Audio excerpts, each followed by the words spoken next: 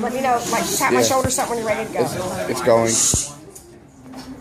Okay. Okay. Or say go or something. Go.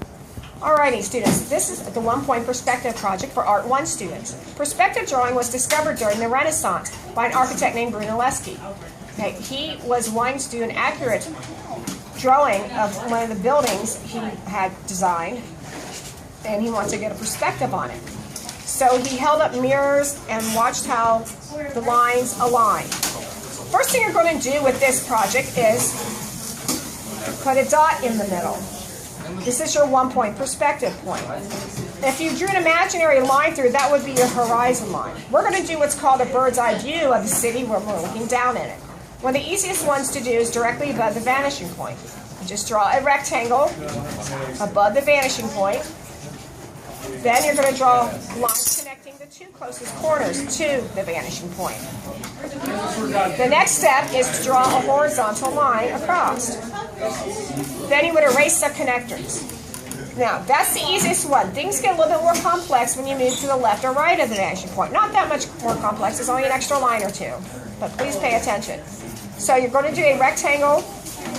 With this one, you're going to have 3 corners to connect to the vanishing point.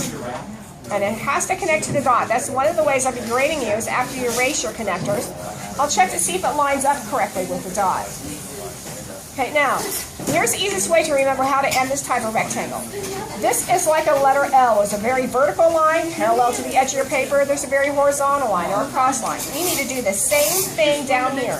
Very vertical and very horizontal, not slanted, okay? Then you can erase. Now, can you do other shapes? Of course. Alrighty.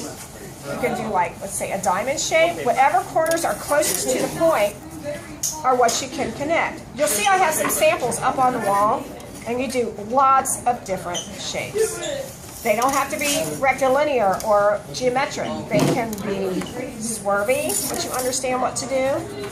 Now notice this is slanted, but that's because this is slanted. They can be like a blob. Here I'll do a complex blob type of thing that doesn't have straight lines and edges, but you can still do this. Connect the outer edges of whatever form it is you're drawing first. Then if something goes up, connect there. And follow this. This curve right here, we're going to echo down here. We're going to repeat it. So this goes down and up and down. So we're going to go down and up and down. That's how you make that more three-dimensional. Later, we'll do another demo